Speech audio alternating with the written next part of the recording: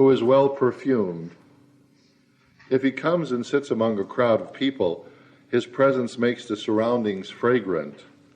Similarly, if someone passes gas, the place smells foul and people turn their noses. For that reason, you should keep the company of saints, whose godly atmosphere is beneficial to you. If you merge yourself in the filth of the world, it will adversely affect your spiritual health. For example, take a movie in which a villain annoys an innocent man, a decent man. He catches him, harasses him, and wants to kill him. The spectators are fascinated by such drama and want to know if the poor man will manage to free himself from the clutches of the villain. If the victim overcomes his dilemma, the spectators feel happy, but if the villain gets the upper hand, they feel miserable. When the show is over, they realize it was merely a film, a picture on the screen, and the feelings that surged within them while watching it were without any basis. It was a mirage in which they were absorbed. Your life is like that. It is a mere movie which has no substance to it, for it is false, made up. All that you see about you is absolutely nothing. Everything is false, an illusion, a play, a film, a mirage.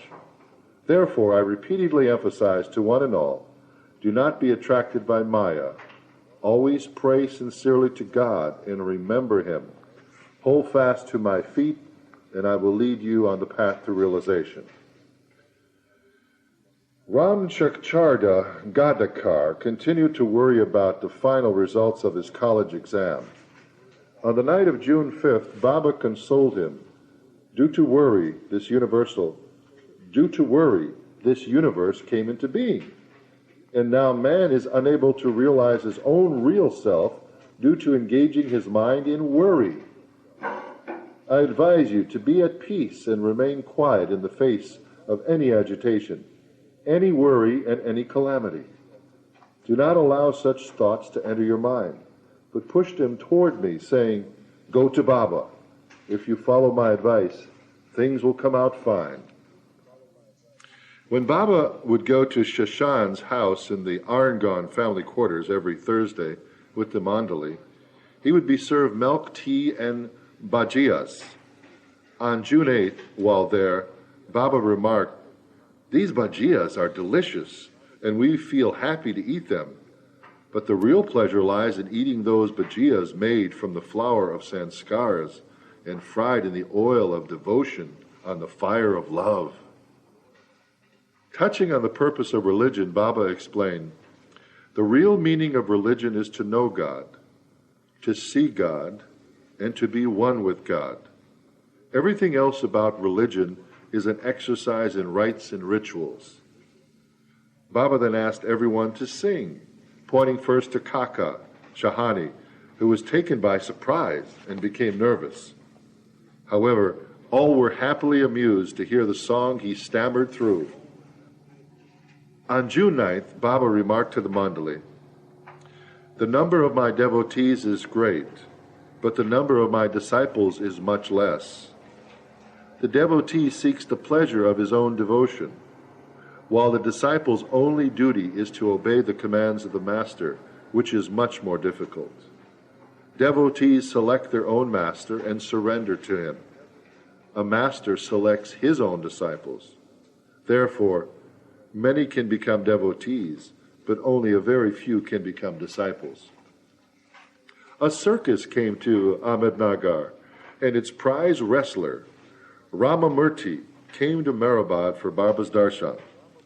Afterward, Baba consented to let the mandali go and see the circus, but Adi Sr. was not able to arrange a bus. Baba later remarked, "It is for the best. The whole worldly existence is like a circus. If anyone wants to see it in its true form, he would not bother to see the so-called circus. He would find the world a circus." 2 days later, Baba explained to the mandali, "You should realize that the combined happiness and misery of the gross, subtle, and mental worlds is only equal to the shadow of a drop of the infinite ocean of bliss. Bao writes prose, "Oh, what supreme bliss, what an inexhaustible treasure of God's beauty." Baba continued, "For the last few months, Babajan has been saying, 'He is my shopkeeper.' This means that Babajan is the source of all the spiritual force working at present, and I am her sole agent, whose warehouse is full of untold treasures." She then composed and recited this rhyme: "My shop is not located in any building or world. My world consists of only Yazdan or Merwan." Dr. Karkal invited Baba and the mandali for tea on June 12th, but they arrived at his residence before it was ready. Baba distributed whatever treats had already been prepared, and tea was hurriedly made, which Baba served to everyone.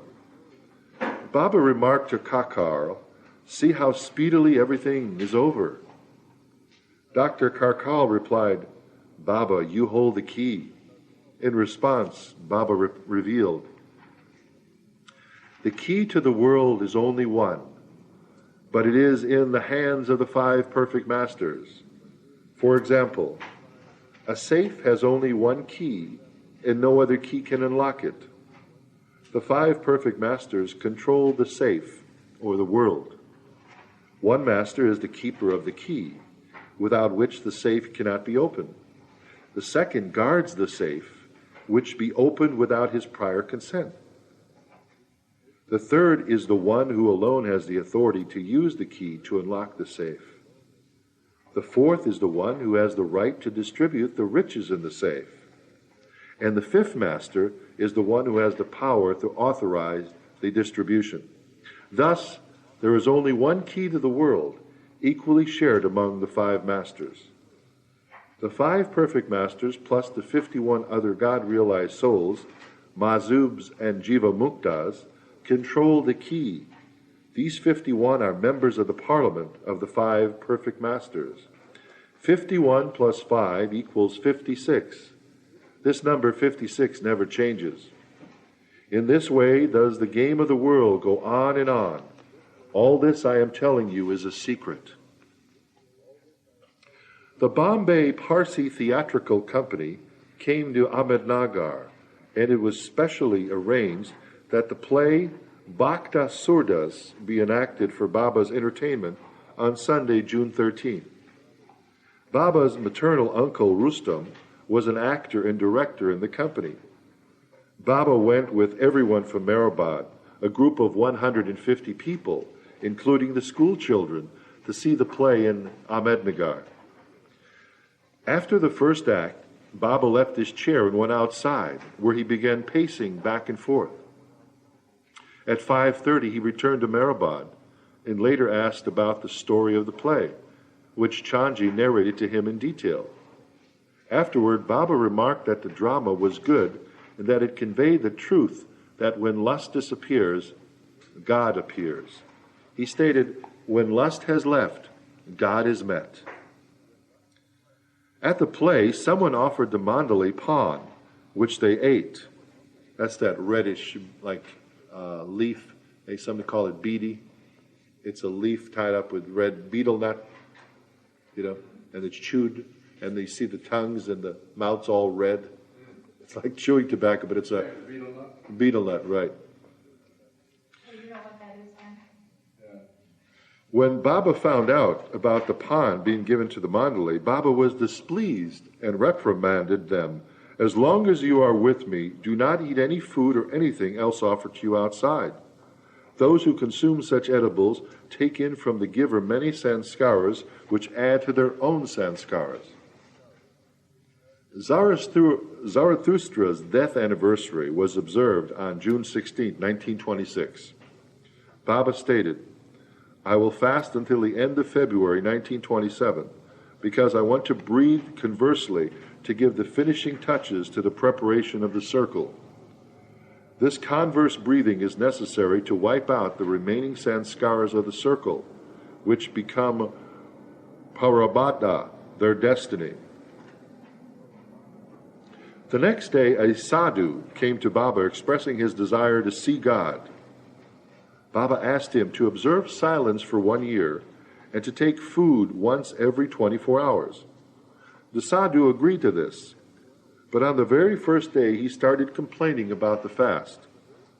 Baba admonished him, God is not some cheap thing to be had for the asking. Superhuman patience and suffering are required to attain him. The sadhu was then fed at Shashani's house and sent to meet Sadguru Narayan Maharaj at his ashram in Kegadal. Satya Mang, a notorious criminal of the Ahmednagar district, happened to come to Mehrabad with his gang for Baba's darshan. He had come hoping that the master's blessing, his chosen profession, would continue to be lucrative and that he would not be apprehended. When he arrived, Baba was talking with about 50 of the mandali at Makan. Baba was informed of the group's arrival. No one had any idea who the men really were. Satya Mang and his accomplices sat on the ground before Baba after first prostrating themselves at Baba's feet. Baba suddenly became very serious and remained quiet for a few minutes. He then asked, "Where do you come from and where are you going?" When Satya Mang had answered, Baba looked directly at him and spelled out, "You should be wearing bangles." Satya Mang did not follow the meaning of this and asked the mandali what Baba had said. Baba again repeated, "You should put bangles around your wrists. Why aren't you wearing them?" When one of the mandali explained, Satya Mang asked, "Why? What have I done?" "You are a coward," exclaimed Baba. "What do you mean?" Satya Mang shouted. Baba replied, "A hefty man like you can extract water from stone," meaning that he could work hard and earn an honest livelihood, but instead you are a dacoit, a thief, and rob people. Your very name strikes terror in the hearts of women and children who are unable to sleep when they think of you. Until then, the mandali did not know who this man was, but after hearing Baba, they felt sure that this must be the infamous Satya Mang, who held the police of the district and people in fear, and whom the police had been unable to catch despite their best efforts. Baba continued, "You support yourself on illegal gains. Aren't you ashamed to grow a mustache? You are not a man, you are a woman." Satya Mang replied, "I inherited my profession. If I do not pursue it, how am I to maintain myself and my family?" "Can't you find another occupation other than robbing people? What are the rest of the people in the world doing? Do you mean to say that everyone in the world lives on stolen property?" To make such statements to this dangerous criminal was unheard of, for even the police were terrified of Satya Mang and his gang. But this wolf became like a lamb before Meher Baba, whom he called Maharaj, and humbly asked, "Maharaj, show me what I am to do. I am ready to give up this way of life if I find some employment to maintain my family." Baba replied, "That can be arranged immediately, but how can you stop stealing? Every blood cell of your body contains its germs."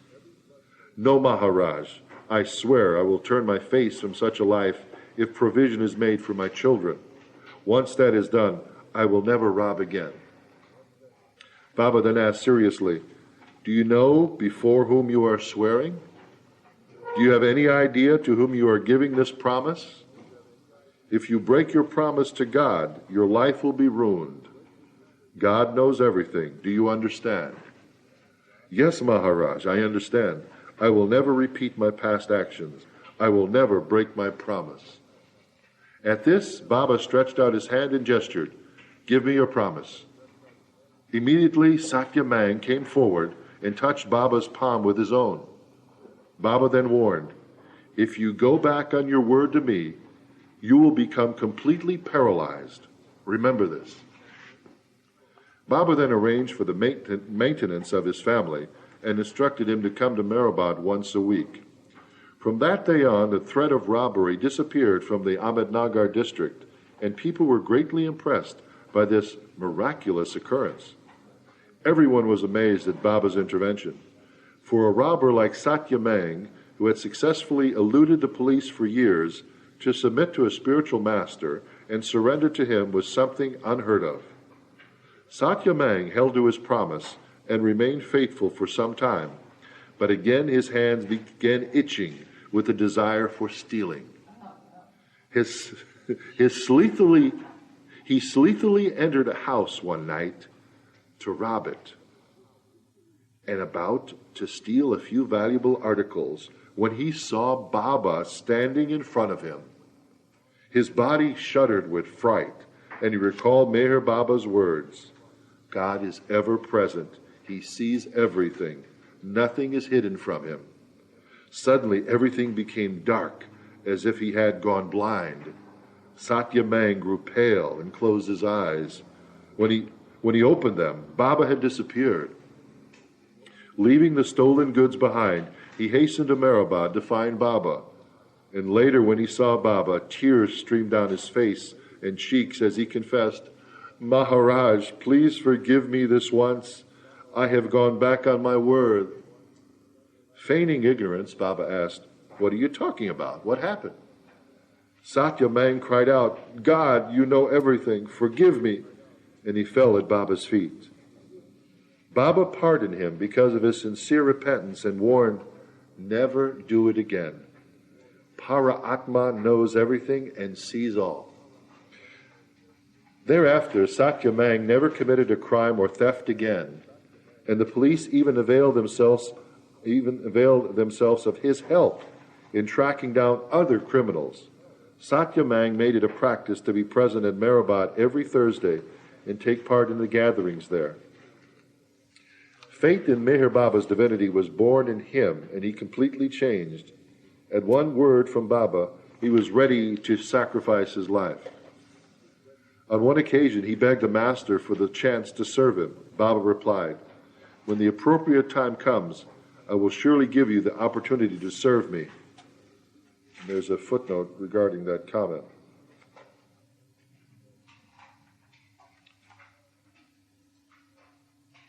And Baba says, Satya Mang proved to be of help to the mandali when Baba left Mehrabad for his Nasik stay years later. He was in charge of security during the mass darshan in Nasik in 1937 on the occasion of Baba's 43rd birthday. Well, isn't that nice? Boman B. Irani, that's like Roman, but it's spelled Boman, B-O-M-A-N, B. Irani, was married to Bailey's sister, one of Baba's early disciples. Boman became a disciple of Meher Baba, and he and his family had been staying in Mehrabad since 1925.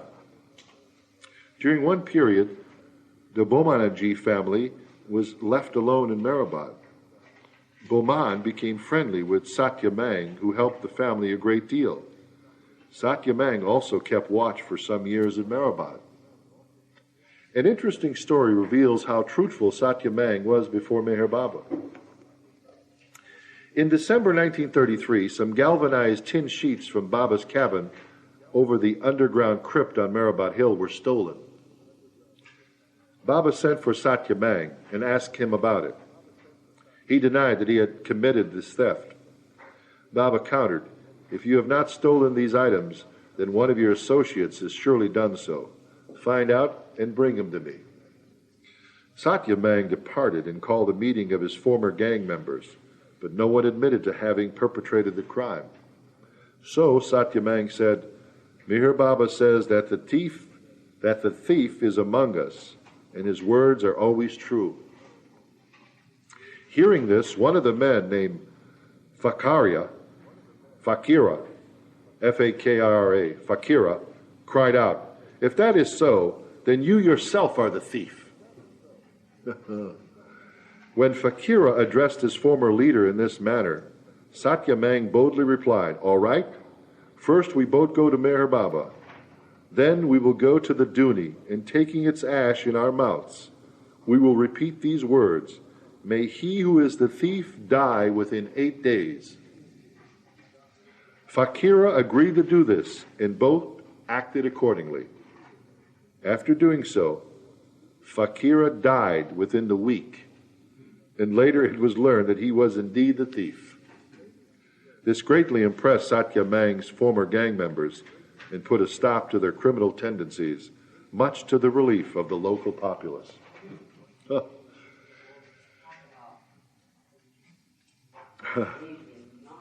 Yeah, it's amazing. And all these things are just incidents and a daily occurrence in Baba's exciting, life here. I mean, it was just things going on. He was so active, so involved. I mean, I imagine if some of the other things, these were just the things that were recorded by Ramju or other people. I mean, can you imagine all the other stories? And all the inner work. Oh, all the inner work. Exactly.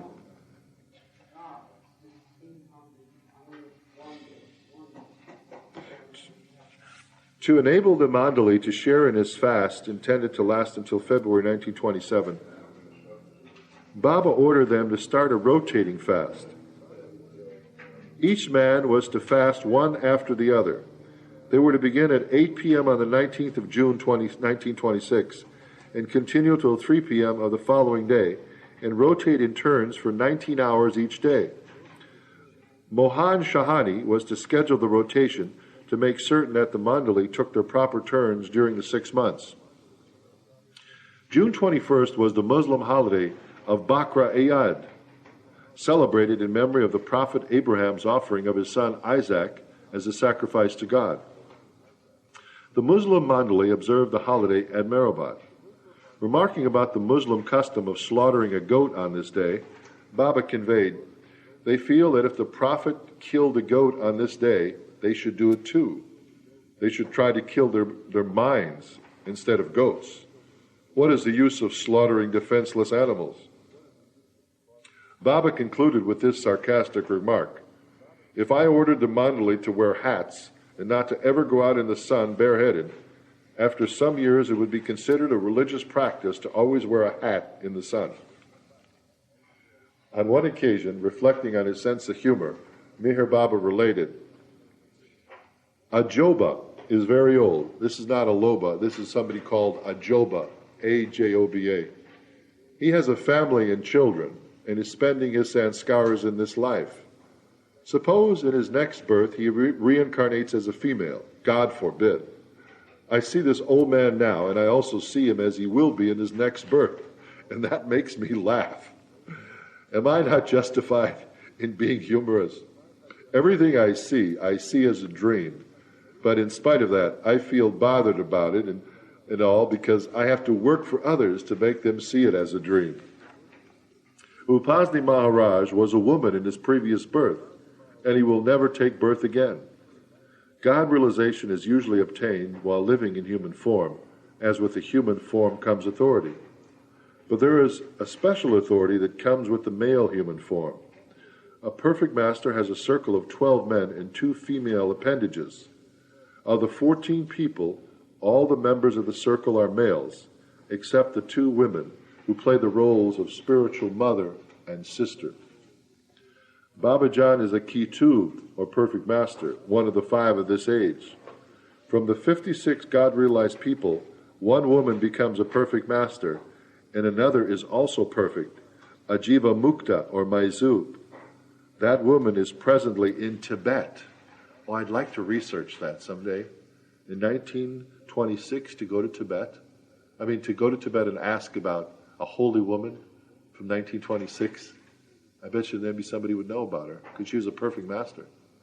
I wonder if the exiled Dalai Lama would know. That's true. I wonder if Pamela knew about it when she went to bed. Well, who knows? Well, that'd be interesting, though. She has a group of disciples, but usually stays in the mountains, and very, very few ever see her. Oh, well, that answers it right there. She has a group of disciples, but very, very, very few see her. Very few saw the Dalai Lama, too. The remaining... No, but before he left Tibet. Yeah. The remaining 54 God-realized beings are men.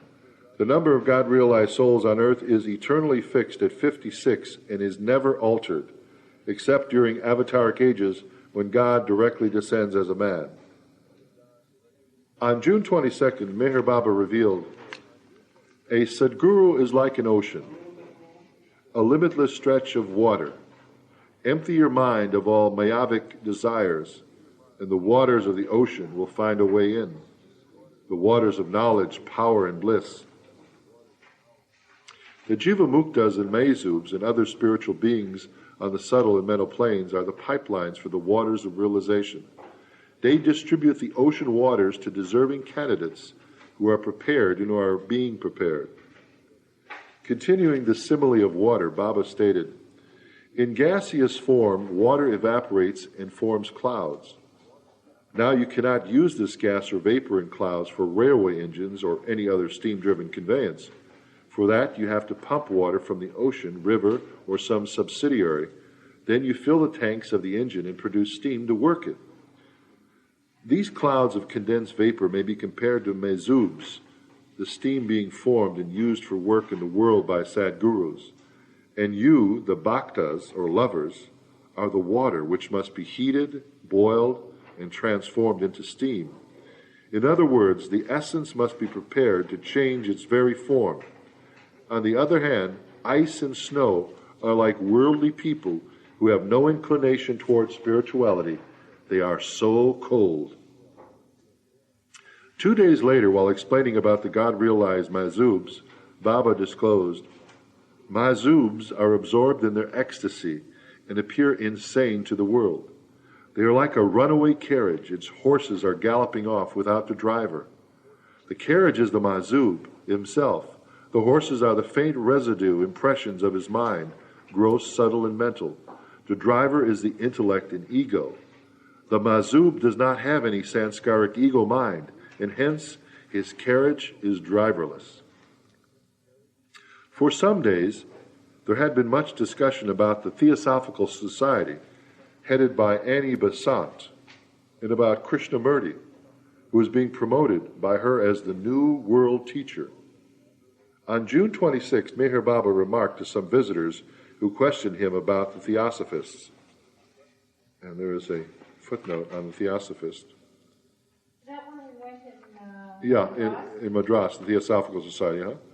The Theosophical Society, with which Theosophy is generally identified, was founded in 1875 by Helena Petrovna Blavatsky. Its doctrine incorporates elements of Buddhism and Brahmanism rooted in India. Krishnamurti, a new world teacher, Baba said, God forbid. You cannot compare the Sadguru Ramakrishna of Calcutta with Krishnamurti. Ramakrishna was Rama and Krishna personified. Krishnamurti is living in all majesty and splendor, pomp and power, and moving about England in aristocratic, fashionable circles, playing tennis and golf, leading a most comfortable life. He does not have the slightest idea, not even a wisp, of the real truth. Don't tell those folks up in Ojai. That's where the Krishnamurti Center is. Yeah, it's just about 3 miles from Marymount. Really? Yeah. But he denied that he was the world. I think. They proposed. I think later on, this is like 1926, so you can imagine, and he lived to, I think, to the 80s, I think. Yeah. So I think, later in his later years, he realized, not later, quite soon. At a very early age, Ani Vasant and Ledbetter and they brought him forth in some situation and announced that this is the world leader. Yeah. And he said no. right there in front of all the crowd, no, I am not the world leader. Good. And he was very young. Good. Yeah, that's good. So it is also with these funny, showy theosophists. Ah, Oh, he was that high? He was, yeah, he was. yeah. Who said that? Yeah, that's what I heard too. So it is with these funny, showy theosophists. Their greatness lies only editorship, writing and speaking with the high-sounding words about planes, powers, colors, secret doctrines, society, and caste. Truth is far, far beyond this. If you desire to aspire for realization, you should hold your very life in the palm of your hand, ready to give it up at any moment. Then alone will you be deemed worthy and be able to experience truth. The topic then turned to the American Christian Mission and the Salvation Army. Two organizations. What? Just before that? Oh, the topic then turned to the American Christian Mission and the Salvation Army. They were going to discuss this now. Two organizations which were doing their utmost to convert people to Christianity, declaring it to be the only sure road to salvation. Baba asked, why all this? Why mislead people into leaving their religions?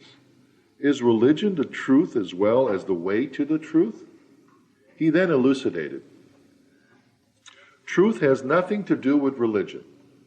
Truth is far away and far beyond the tenets and principles of religion.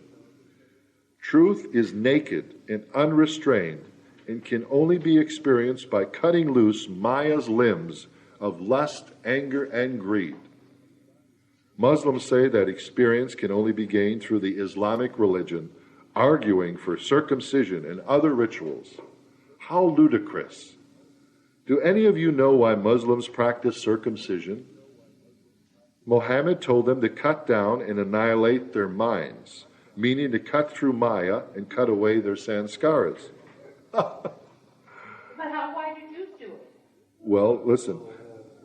This means keeping one's own mind under control and away from worldly thoughts. But failing to understand the true meaning of the Prophet's teaching, some theologians concentrate upon the custom of circumcising children, a custom which people without thinking accepted and started to follow. So I guess it spilled over to the Jewish religion, and I was circumcised. I'm a Catholic. No, the Jews did it from way before the Mohammedans dispensation. Did they? Oh, Let's yeah. talk about circumcision. That was very early that the Jews started the circumcision. Oh, did they? Oh, Way before Muhammad. way before. I think even before that. Wow. I'm not positive. No, Moses was given a commandment by God to circumcise his followers as a covenant or something That like is- that. Yeah. Now they're saying that they don't think it's a necessary kind of a thing. Who, the Jews?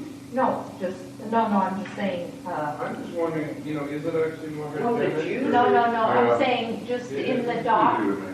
Well, no, they I just say, haven't experienced differently, so. Well, the Jews are. no, I'm saying doctors are saying that it's not, because Americans have started doing it all the time, and they're saying it isn't necessary and it isn't better or anything else. Yeah. Yeah, that's all. In fact, it's almost, they're saying something like. Right. Contrary. But the Yeah, Jews we got are to falling consider away this, from because, yeah, are they? Yeah, from within their own circle, the Jews are falling away from it. They're letting go of it. Oh, they're not circumcising their. Well, there's Jews and there's Jews. There's Right. Reformed, there's Orthodox, there's That's true. Hasidic, there's, Yeah. whatever. That's true.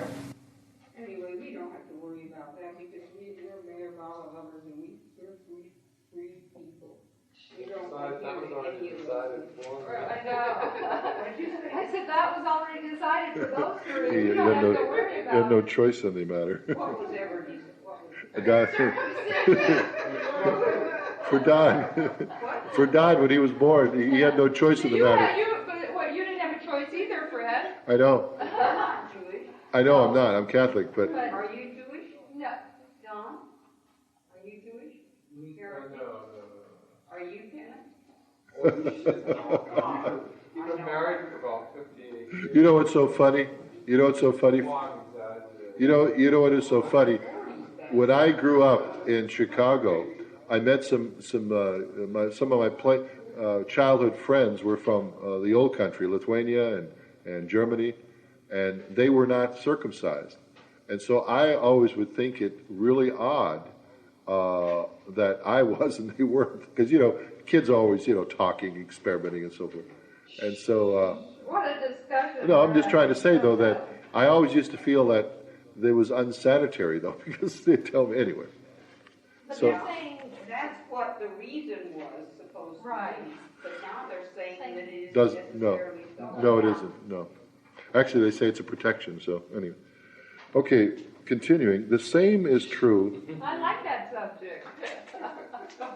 Well, when you walk around on the dirt, on dirt, you slept on dirt floors and bugs and everything.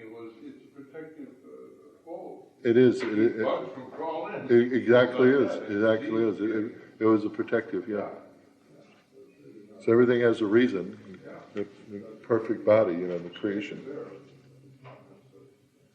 The same is true in every religion. The Parsis and their kusti, which is their, about the prayer rope. They wear a prayer rope, a prayer string, they call it. Like yourself? Yeah, it has knots in them, and supposedly you wear it all day, and then when you come back, you take it off, but before you put it on the next morning, you shake it vigorously. That is like shaking off all the bad impressions that you took with that rope the following day before you put it back on your body to begin a new day. It's like, it's called the Kusti tradition. And it was explained to us very nicely by Marinush. And I said, Marinush, do you wear your Kusti?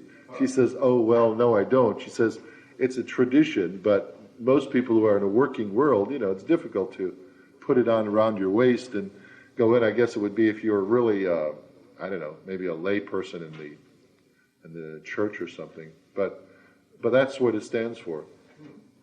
And then I asked her about Zoroastrian intermarriage, and she says, well, a true Zoroastrian in the past was Orthodox Zoroastrian was not allowed to intermarry, interracial marry, or out of the faith marriage. But now it's becoming more liberal.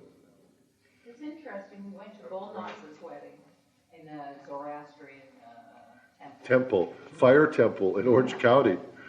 My God, that was amazing. Yeah, it was amazing. Yeah, a Parsi ceremony. The whole.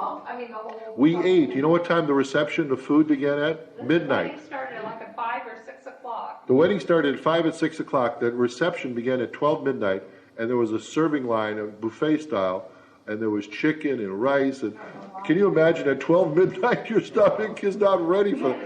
And no, listen, we were so starved. It was like 8 o'clock at night that we snuck out the side door, drove to some small coffee shop and had a bite because we were almost passing out. Because we said, when are they going to eat? We got here, 5 o'clock. But there was so much, it was unbelievable. It was a really nice. But it was an experience that, let's face it, how many Westerners get a chance to go to it? They let the vultures pick their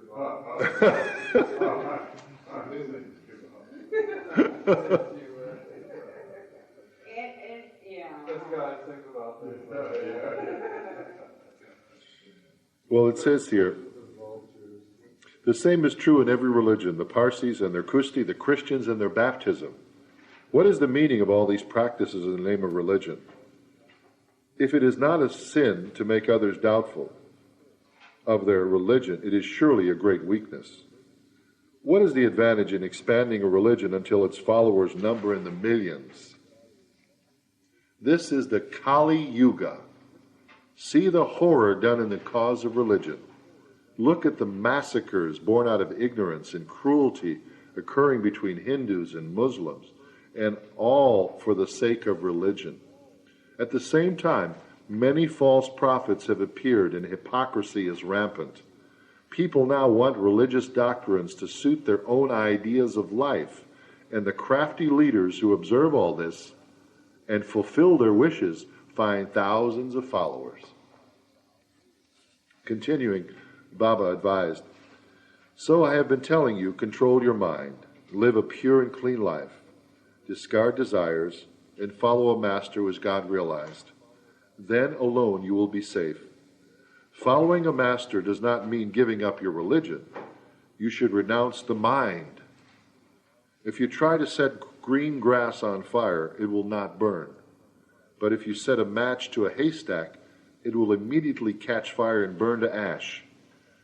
The haystack symbolizes the accumulation of sanskaras. In order for the green grass to dry, it has to be kept near a fire. This means that in order to destroy one's sanskaras, a person should stay with the Sadguru, in whom the divine knowledge is always burning. In his contact and company, sanskaras accumulate but also dry. Finally, with the flame of his grace, he sets fire to and uproots all one's sanskaras. Even red sanskaras of lust and anger, which are the fastest growing and most deeply rooted, are nothing to worry about if you have contact with the Sadguru. On June 28th, a Hindu devotee who was in the habit of performing various religious rituals came to see Baba. He wanted to marry and was anxious to have the master's encouragement. But Baba did not approve, explaining, "For you, marriage would be a great stumbling block in the path of God realization. But for you to have connection with a woman out of marriage would be the worst thing imaginable. Yet, even marriage will turn out to be a hindrance and a barrier in the path." Baba did not encourage him to marry as he hoped. On other occasions, however, Baba would recommend that certain persons marry. Later, while explaining about the inevitable realization of his circle, Baba stated, "If I wished, I could give realization to the members of my circle immediately. But giving this experience abruptly does not enable them to come down for duty. And then who would do it? Who would do my duty? Suppose you give realization to your hand, and then, mystified, it stops working. Who would do its work?" That is why Sadgurus always prepare their circle members gradually, and what is being done is unknown to them, taking them up for realization. When someone mentioned doing yoga, Baba remarked, "For you, no yoga and no bhoga, no spiritual exercise and no worldly enjoyment." So, BHOGA, bhoga means worldly enjoyment. All at once and quite in the dark, completely unknown to you, you are being taken up. What the Sadguru does for the members of his circle is to weaken and clear away their intellects and egos gradually, establishing a permanence to their eventual annihilation. He allows the minds of his circle members to remain because the Sadguru's working is continuously going on behind their minds. Baba then distinguished between Maya and sanskaras. Suppose you are assailed by anger, lust, and greed, or any bad emotion or feeling. This is Maya's work. But suppose you feel hungry, thirsty, or sleepy, which is due to sanskaras or impressions. If you eat, drink, and engage in innocent enjoyment, it is not wrong, because these are necessary to life. But if you become overpowered with bad attacks from Maya, then you have to drive them away, saying, "Go away, get the hell out. There is nothing for you here." Can you? Hell in there? Yes, Baba basically said it. Go away, get the hell out. There is nothing for you here. Say that to Maya when you have those lust, anger, or greed emotions. During this discourse, a worker named Shankar entered, and Baba joked with him, "Shankar, turn into Kankar," means stone, so that you may remain unaffected by the wiles of that witch Maya. Baba then added, "A stone may be worshipped with flowers, or it may be smeared with mud, but it remains unaffected. Remember, the real yogi is he whom nothing of the world can touch. He remains unconcerned and unaffected in all surroundings and circumstances." While Baba was discoursing, someone asked, "Why are there 56 God-realized souls in the world in every age?" Baba replied, The number 56 denotes perfection. God has to take human form to do the work of maintaining a balance in the universe. And if only one perfect person existed, he would not be sufficient for the purpose. For instance, a toddy shopkeeper needs several helpers, one to prepare the toddy, another to serve it, another to collect payment, etc. But if there is no shop, what is the use of helpers? Therefore, the universe must be maintained, and to carry out the affairs of the universe in an orderly manner, 56 God-realized persons are required. The view of one eye is limited. The infinity of illusion requires the 56 people for an orderly management of the universe. All this is beyond your intellect. It is of no avail until knowledge dawns, and such knowledge is not easy to come by. Such talk is all air, empty air, which one tries to grasp, but cannot. As Hafiz says, this knowledge is never grasped by the intellect's noose. Destroy the noose, and you will obtain it. For example, there is a boat with a man in it on the surface of the ocean. But if the man himself turns into the ocean, what is the use of the boat? When the man was without knowledge, he enjoyed the ocean by going out in a boat. When he himself has become the ocean, he has no pleasure in going out in a boat, and the boat floats on the surface of the ocean without a rower. This is the state of a mazub. I am Prabhu, the Lord. I am all knowledge, power, bliss. You see me, talk with me, and touch me, but I dwell in infinity. My state is indescribable. Forget about my state, but just think about what I can give you. If I am not playing with God as God 24 hours a day, how can I be able to give the infinite experience? This is all beyond your limited understanding. You have intellects, and I have come down to your level of understanding to make you understand. But as I said, it is all beyond human understanding. We'll take a little break here. Okay, I'll have to go get some food. I'm still at the top of the page. Jai Baba, it's a Lord Meher meeting, and the date is November the 17th, 1997. We're at the Avatar Meher Baba Center, Southern California, Meher Abode. And we're on page, what page is it? 820. 820 at the top of the page. Baba's making some comments about, I believe, 56. Right, So Kennedy is going to start. And that's when he was up in Kennedy is going to start reading. No, this is about the number 56. Right. The number 56 denotes perfection. God has to take human form to do the work of maintaining a balance in the universe. And if only one perfect person existed, he would not be sufficient for the purpose. What? 56 denotes perfection.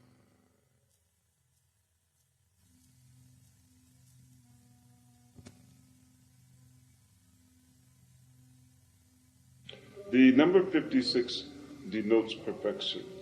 God has to take human form to do the work of maintaining a balance in the universe. And if only one perfect person existed, he would not be sufficient for the purpose.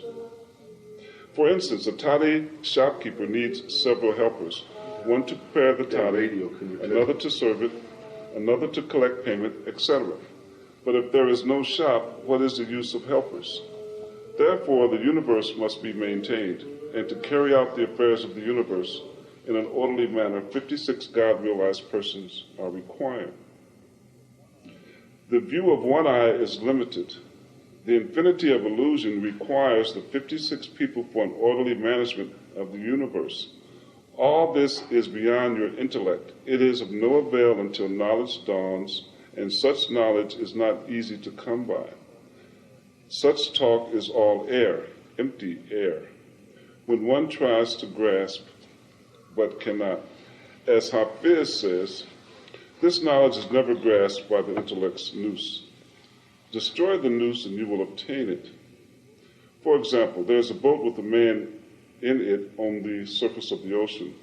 But if the man himself turns into the ocean, what is the use of the boat? When the man was without knowledge, he enjoyed the ocean by going out in a boat. When he himself has become the ocean, he has no pleasure in going out in a boat. Excuse me, I couldn't help that. And the oh my! All right. And the boat floats on the surface of the ocean without a roar. This is the state of the Maju. I am Prabha, the Lord. I am all knowledge, power, bliss. You see me, talk with me, and touch me, but I dwell in infinity. My state is indescribable. Forget about my state, but just think about what I can give you. If I am not playing with God as God 24 hours a day, how can I be able to give the infinite experience? This is all beyond your limited understanding. You have intellects, and I have come down to your level of understanding to make you understand. But as I said, it is all beyond human understanding. On June 30th, explaining to the mandali about Maya, Meher Baba expounded, God uses Maya to conduct the affairs of the universe. Param Atma never uses Maya to make others free from Maya. Suppose Arjuna is Paramatma, and his cane is God. If you wrap a 7-colored string around this cane, this string is Maya. What a difference between Arjuna and the string. The string has only touched God, the cane, and not Paramatma, who is aloft. Suppose you come along and mistake the string for a snake. This mistake creates Maya. But if we see that the string is only a string and nothing else, then where is Maya? It is only your false supposition that is really Maya. In the end, when it is found that it is only a string, you laugh at your false presupposition. Because your fears are gone, the illusion is removed. In the same way, when one attains realization, he laughs at these false notions of Maya. The world and all of its connections, for they are all totally false and not real. Therefore, the very moment of Maya, desires, passions, and anger, enters your head, thrust it out. Do not let it in at all. If a rabid dog goes after you, you shout to drive it away. If, on the other hand, you give it food, it will follow you and will not go away. Similarly, Maya is like a rabid dog. Do not allow it to enter your mind. Drive it away as you would a mad dog. Drive it away with all your strength, for once it sticks to you, it will be quite impossible for you to free yourself. People say that God created Maya, but that is not so. For example, take the hair on the head. The hair is Maya, and the head is God, the Creator.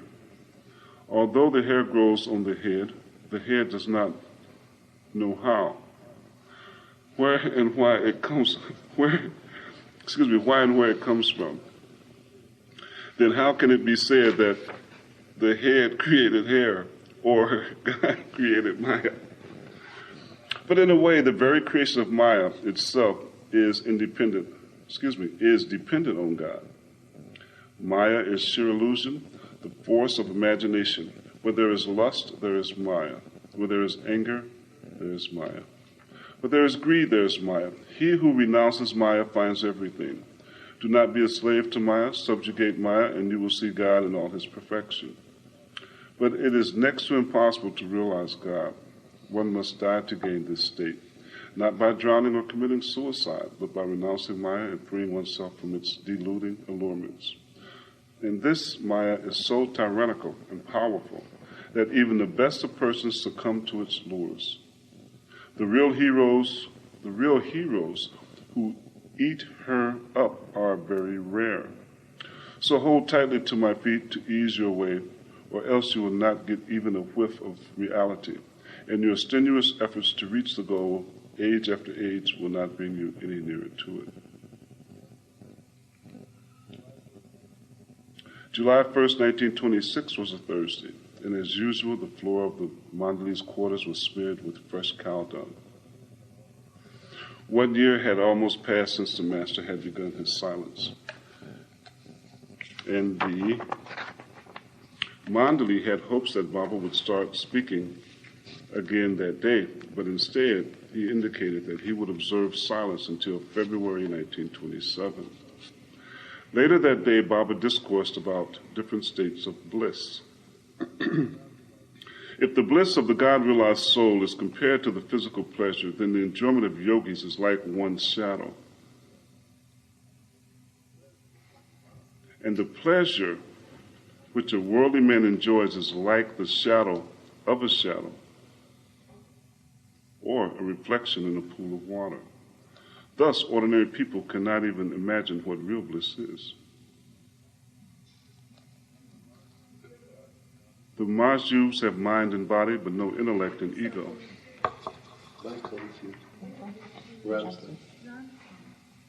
So they enjoy complete bliss. Hi.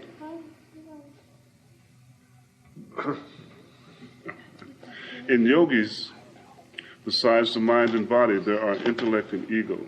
So they do not enjoy perfect bliss. That is why I say that ordinary men have not the foggiest idea of what bliss really is. They cannot imagine it. Now, that's worth thinking about. Say again. Do you read the whole thing again? Read that one that you said you wanted to think about. The bliss. Well, that was the whole thing. Yeah, okay, read it. You sure? Because I was Excuse talking to Rams and I got... Well, no, I never got it from the first sentence. We'll try it again. Excuse me. All right, here we go, Fred. If the bliss of the God-realized soul is compared to physical pleasure, then the enjoyment of yogis is like one's shadow. And the pleasure which a worldly man enjoys is like the shadow of a shadow, or a reflection in a pool of water. Thus, ordinary people cannot even imagine what real bliss is. The Majubs have mind and body, but no intellect and ego. So they enjoy complete bliss. In yogis, besides the mind and body, there are intellect and ego, so they do not enjoy perfect bliss. Wow. Made a little bit more sense that time. Yeah. There's a couple more. That is why I say that ordinary men have not the foggiest idea of what bliss really is. They cannot imagine it. Okay.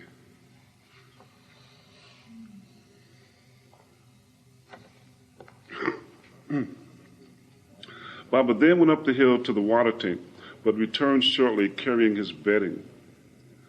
From that night on, he began resting in front of the cabin inside Darbar.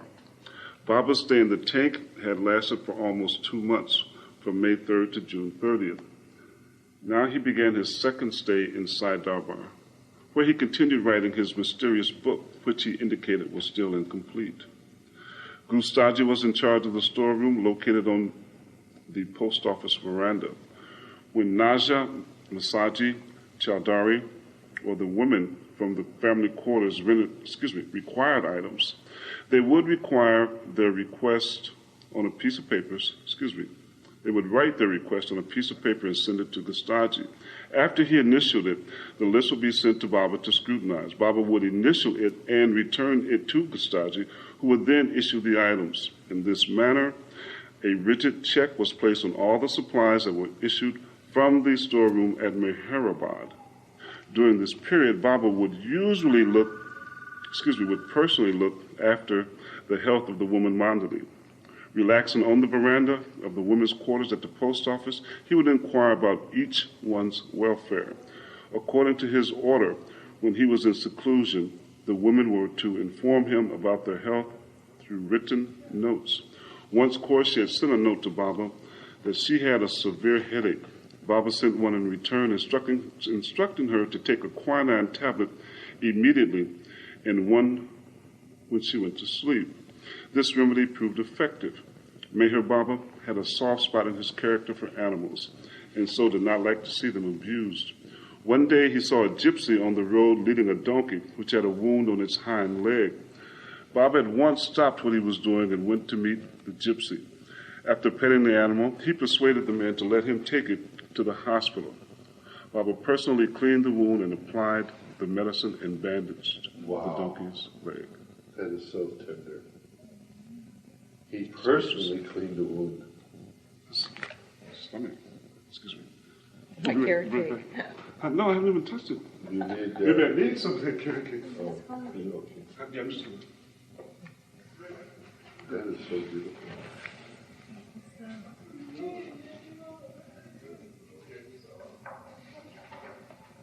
On July 7th,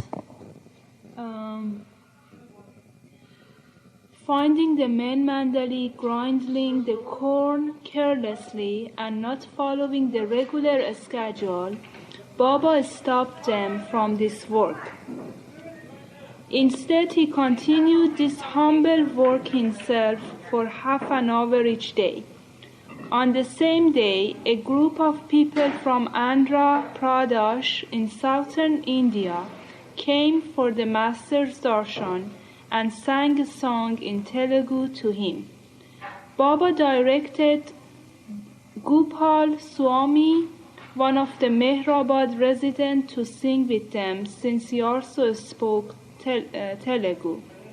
Afterward, Baba explained some of Kabir's famous couplets. One God adoring King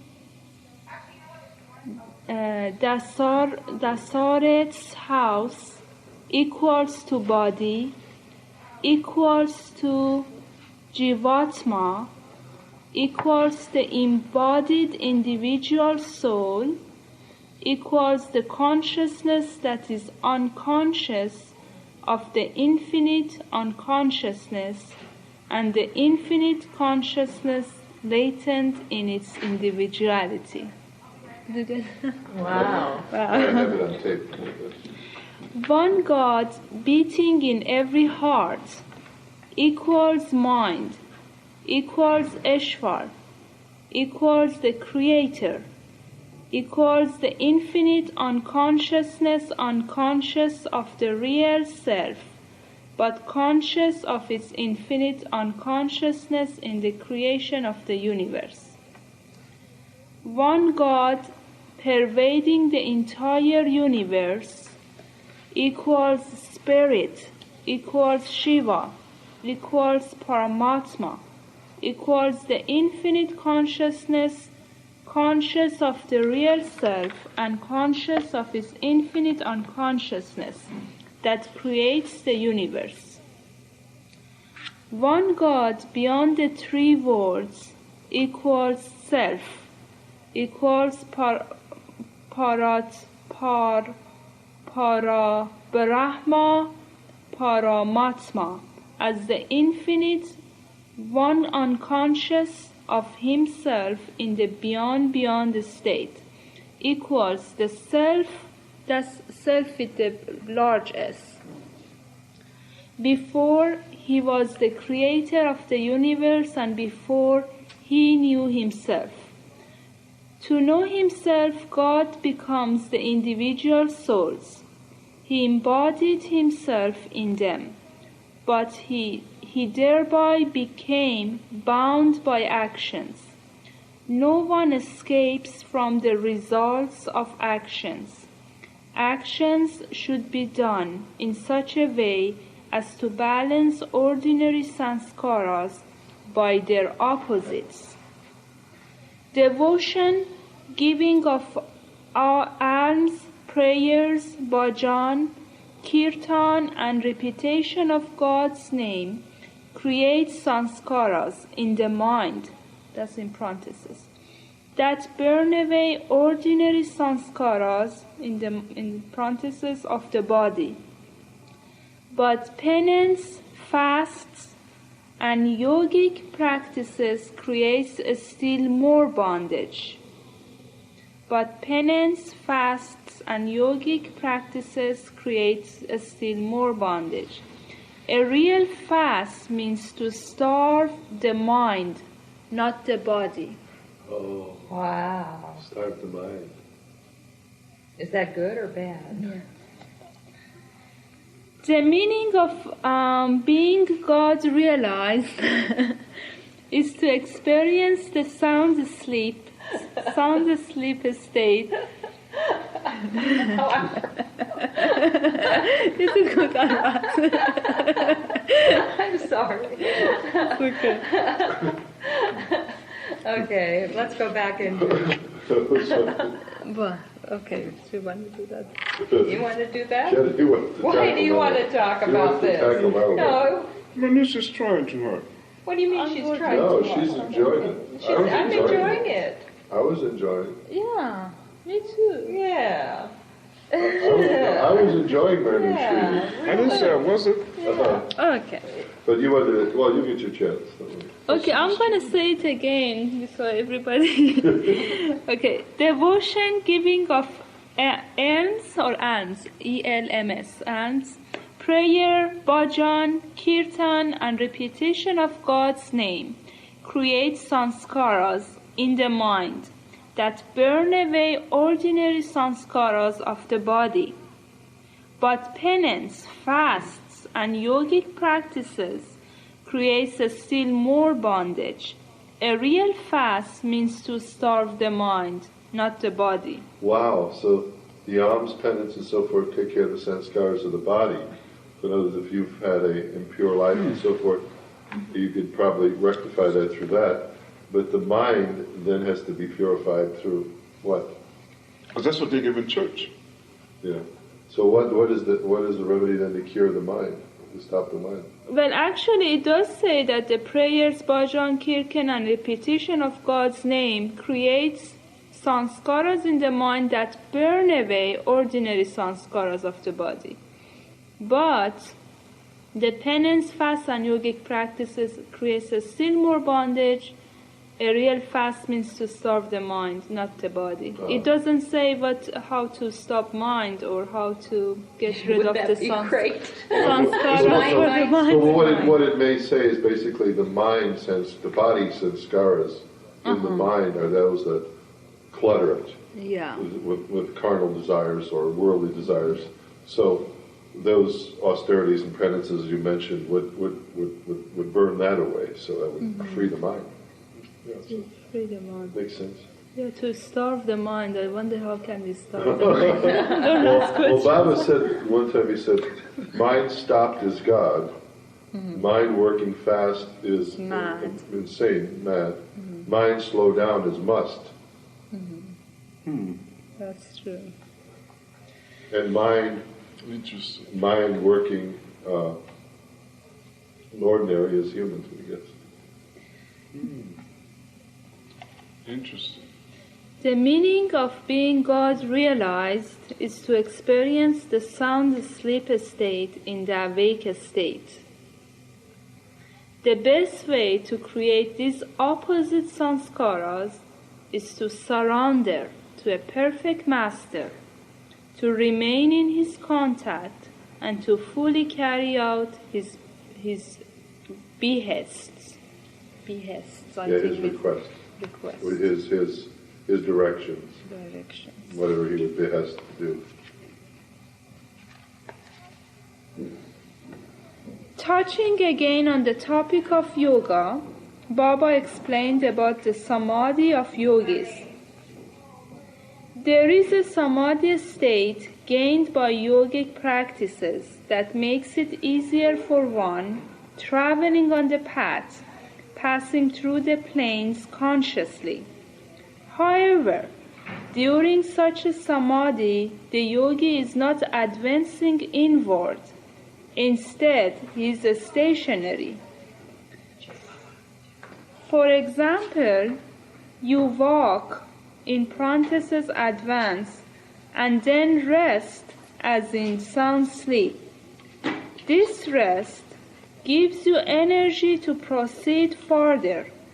In this sense, yogic samadhi is like a rest.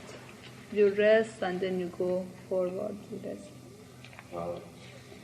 Although the samadhi state allows one to rest before striving to advance, it is not the only essential for advancement.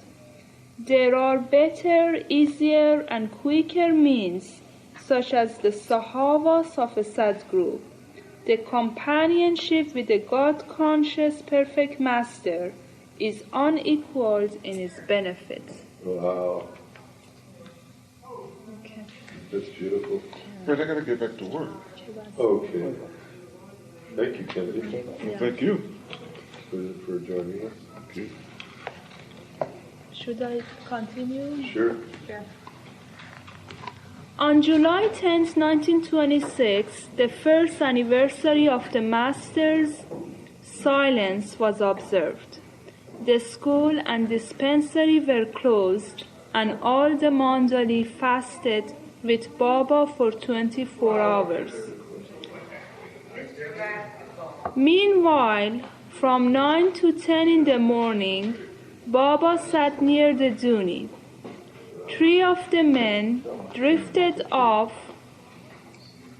to sleep in Baba's presence and had a similar dream about Hazrat Baba Jan's demise. No, she died. Oh, Baba Jan. Demise, that means die? Yeah, leaving. Demise. Demise. It could be used in business sense too. If demise. somebody's went bankrupt or some kind of calamity, demise means like the end of something. Demise. The end. After they awoke, they narrated their dreams. Baba explained in response, "From today, Baba Jan has stopped all her activities and duties, and they have been transferred elsewhere. Within 10 or 20 days, or at the most 200 days, she will give up her body. After that, for 2 or 3 years, there will be chaos and confusion in the world. And after that, there will be peace and spiritual progress. Some while later, there will be a change in my lifestyle as well." He was remarking about Babajan dropping her body. Right. And he said that there would be 2 years of chaos in the world Yeah, that's what Baba mentioned. That because of her connection. she will give up her body maximum in 200 days, and after 2 or 3 years there will be chaos and confusion, and after that there will be peace and spiritual progress. There will be a change in my lifestyle as well. And it means Baba's lifestyle. What year? That's on July 10th of 1926. It was a year Baba after the mentioned. silence. Well, 1 year after. So then after that, what happened that Well, we don't know correlate yet. that? We'll find out. Oh. It's like, chapters on the radio. You have to wait. At 3 in the afternoon, the men's fast that's the men's mandali. Fast was unexpectedly broken at Shahani's house. Shortly afterward, a man who managed an orphanage arrived with some children for Baba's darshan. A man who was managing an orphanage arrived with some children for Baba's darshan. He managed an orphanage, a man who managed an orphanage arrived with some children for Baba's darshan. After becoming silent, there was a marked increase in the number of discourses given by Meher Baba and also in the intensity of his daily activities and physical labors. Baba's activity at the time consisted of grinding corn, bathing the children, and washing their clothes, finishing the writing of his book, rendering service to the poor and afflicted, hearing the complaints of the lower classes and aiding them in their difficulties, overseeing all the arrangement in Mehrabad, paying particular attention to and overseeing the mandali, giving darshan to thousands and advising them about their problems and attending to daily correspondence. Only, That was Baba's. oh my God. You know, that should be chronicled and put up in a list on a paper where people could read. And it should be titled, "So You Think You Have It Hard." Yeah, you are working hard. You think you're working. That is unbelievable. That's unbelievable. You know what the thing is about it, what touches me is his concern for the service work. He really liked to do a lot of service work. Service work. Earlier, we were reading, Baba was walking along a road. He had a very soft spot for animals. There was a donkey being tended by a gypsy person, and the donkey had a big open wound on the back leg, and it looked like the person wasn't going to take care of it. So Baba went up to the person and said, "Do you mind if I take this gypsy to a doctor?" Gypsy, the He could take the donkey to the doctor, and the guy agreed to it, and Baba took it and cleaned the wound personally, and apparently got medicine or things to dress it. But it was just a pure happenstance situation. So that's how his compassion was for, especially some very soft spot animals. But what a routine, and that's probably one of his daily schedules was just read. Now it says that not only were all these tasks time-consuming, but accomplishing them in total silence was truly remarkable. Although Meher Baba expressed anger and forgiveness, displeasure and happiness, seriousness and sense of humor, he showed perfect control and never let a word escape. He would wholeheartedly participate in all games, but even in the height of excitement, he never uttered a sound. Okay, anybody else? It's from that afternoon. Can you mind, please? The third last paragraph, I think it's the next page there.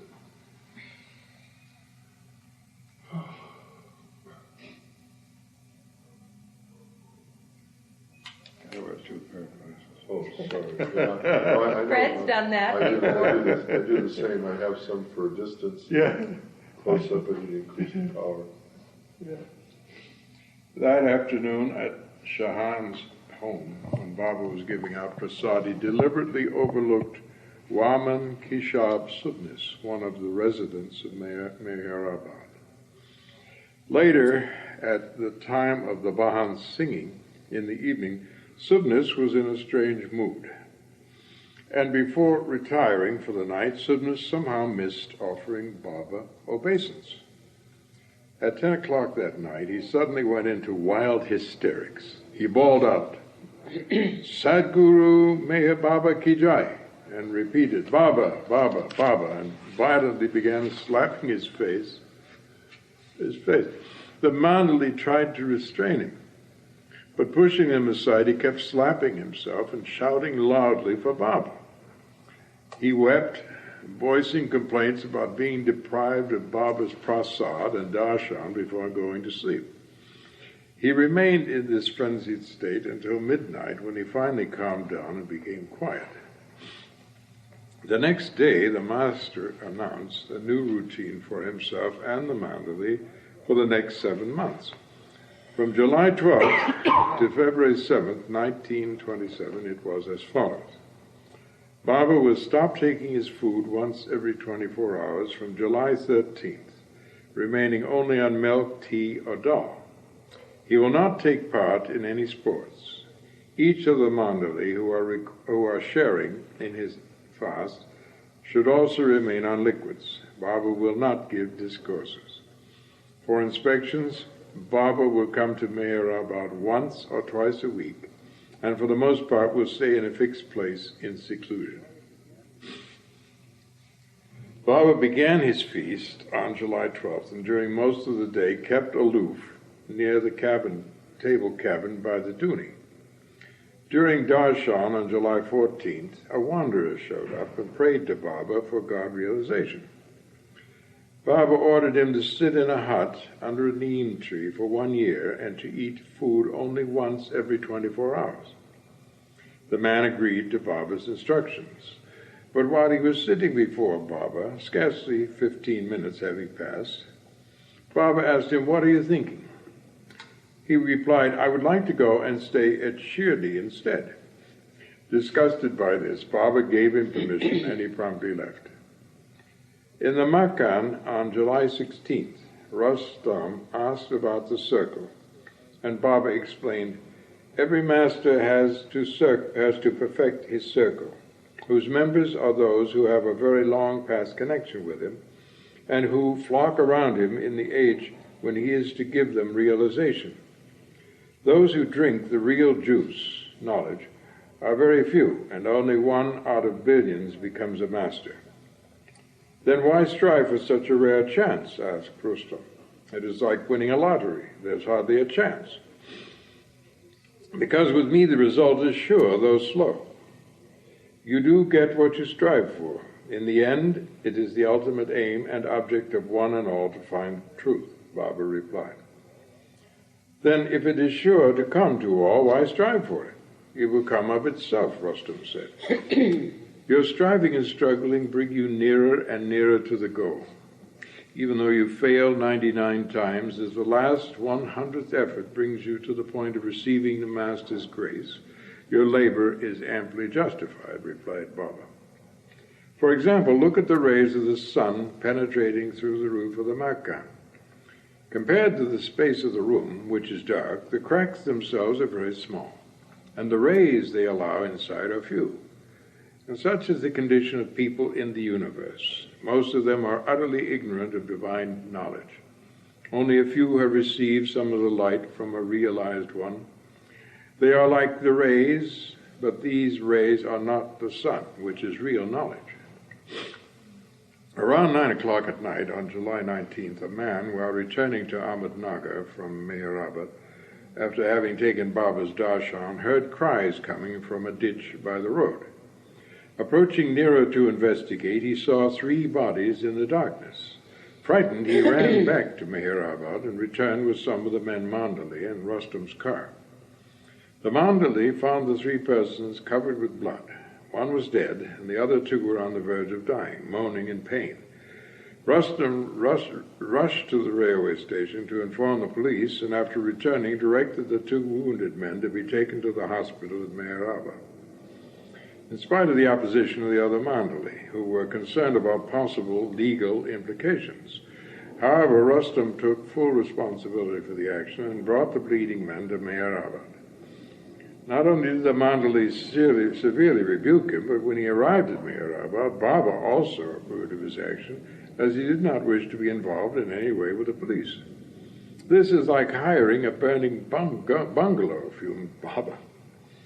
Later, the police arrived, the situation was explained to them, and they commended Rustam's humanitarian gesture. The next morning, both victims were removed to a hospital in Ahmednagar, where they eventually recovered. Afterward, Baba praised Rustam's determination in the face of so much opposition.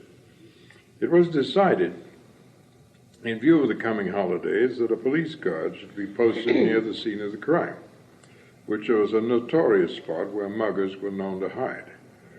While discussing the murder, the subject turned to death, and Baba made these comments. "Why should we Sadgurus feel for the shocking wounds and mutilations that are horrible to look at? Do you feel anything while killing an ant, a gnat, or a mosquito? Not a bit.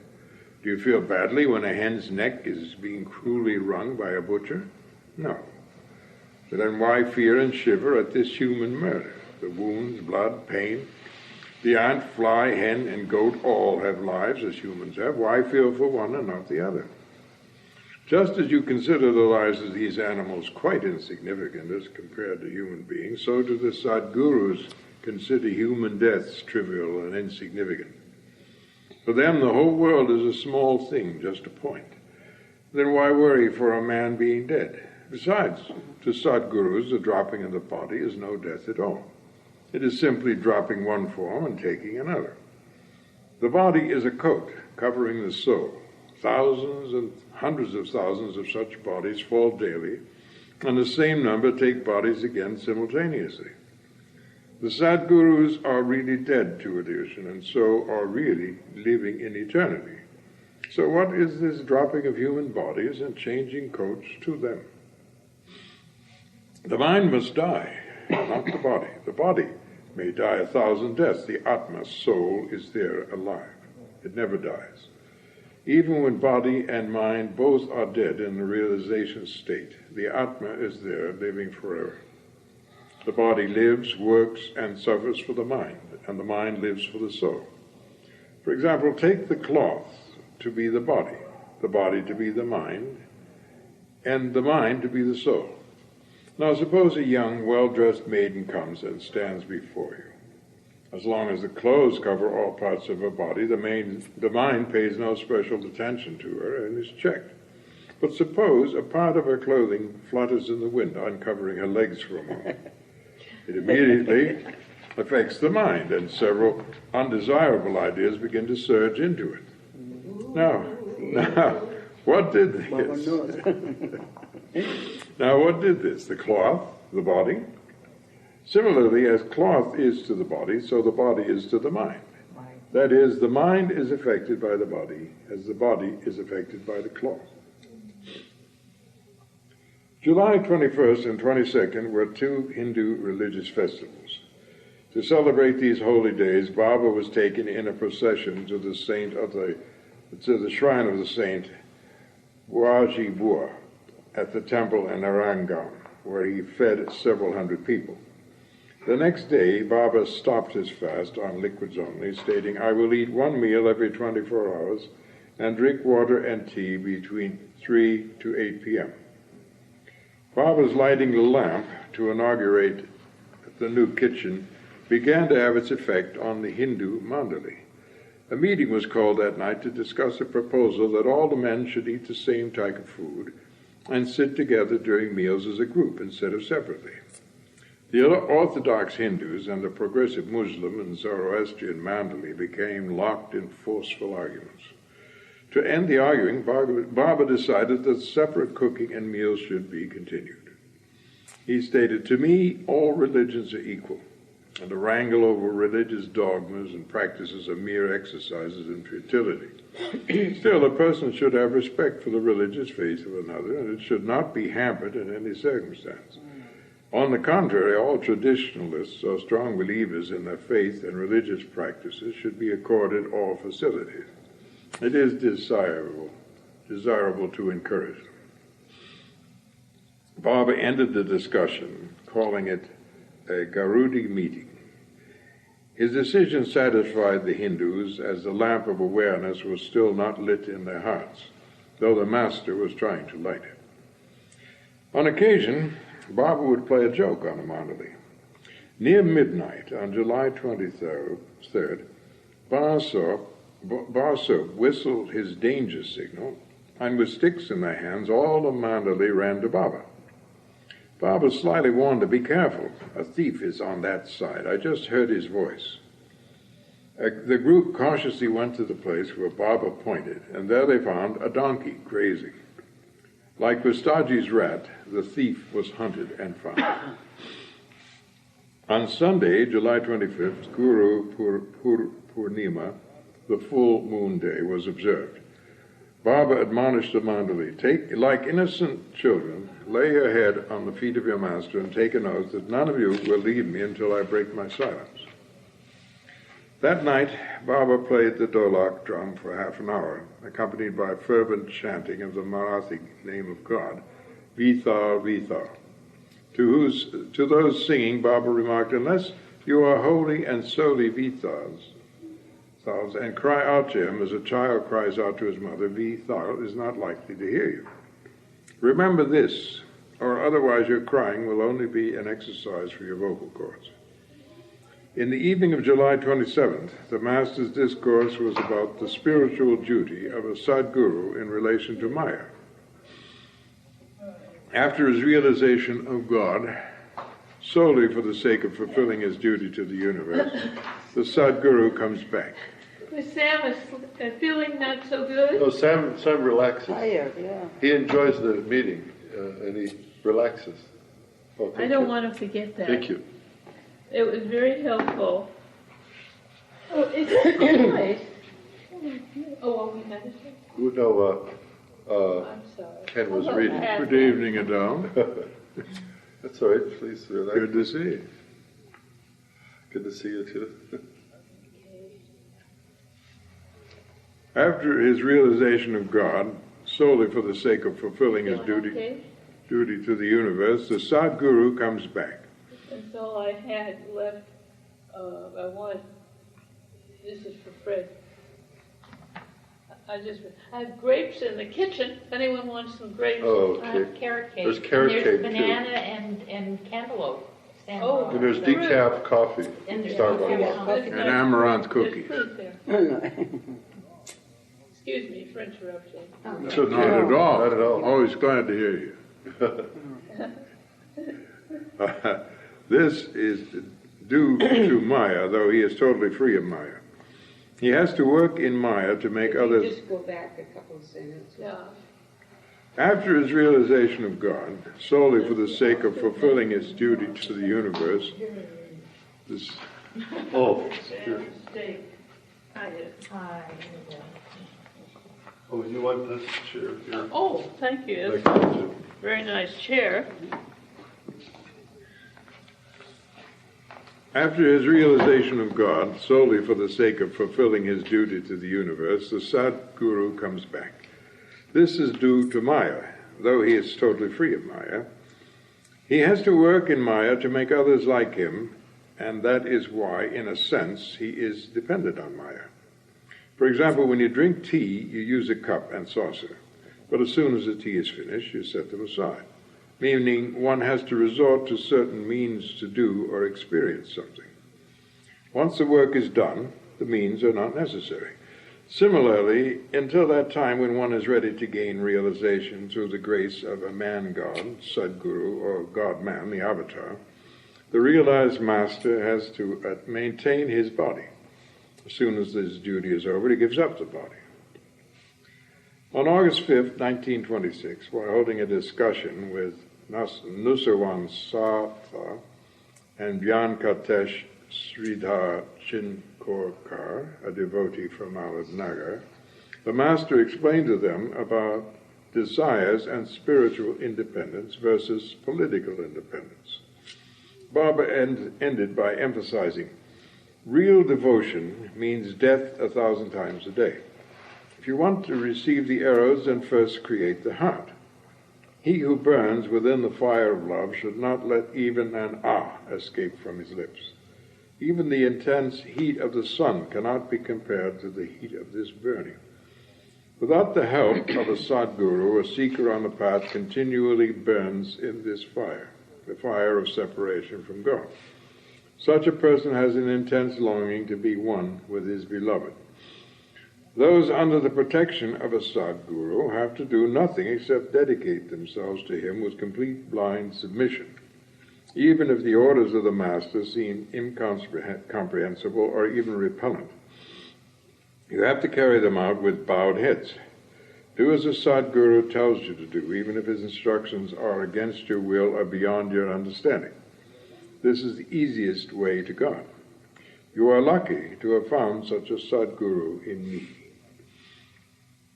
On August 7th, the topic of conversation turned to the Master's very distinct hand movements, which he had begun in July. In the beginning of his silence, Mayhap Baba used to write on the ground with his forefinger. Now it was Baba's characteristic to repeat a certain movement of his hand in the air, even while giving a bath to the schoolboys, reading, conversing, or listening to someone. At such moments he would appear unaware of the persons and things surrounding him, and it looked as if he were weaving invisible patterns in the air.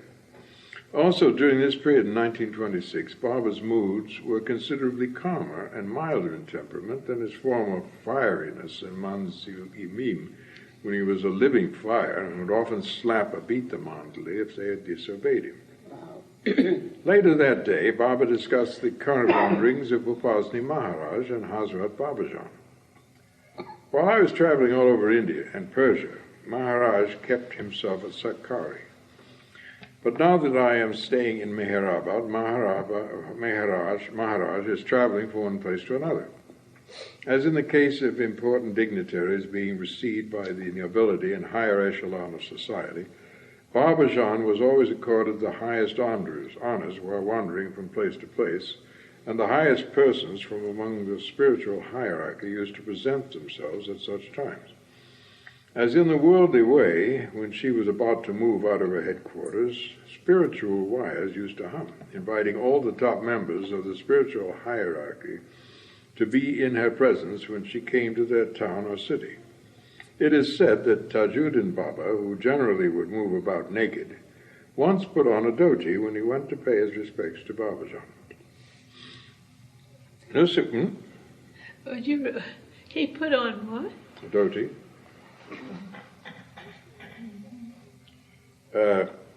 Nusawan Satha would come for Baba's darshan every Sunday. On August 8th, he came as usual to Meherabad, but his bicycle broke down, and so Baba accompanied him on foot to Ahmednagar with 4 other mandali, returning at 10 that night. The Master's love and kindness filled his heart, and the whole Satha family worshipped Baba as God incarnate. Baba became a frequent visitor to Akbar Press, and Nusaran's brothers, Pilu, Meherji, and Jemmy, used to come to Meherabad with their sister, Gulamasi. One afternoon, when Gulamasi came to see Baba, he was busy grinding flour. Baba beckoned to her to help him grind, and she immediately complied. While the flour was being ground, a terrific whirlwind swept through Meherabad, tearing the tin roofs off the buildings and sending them flying.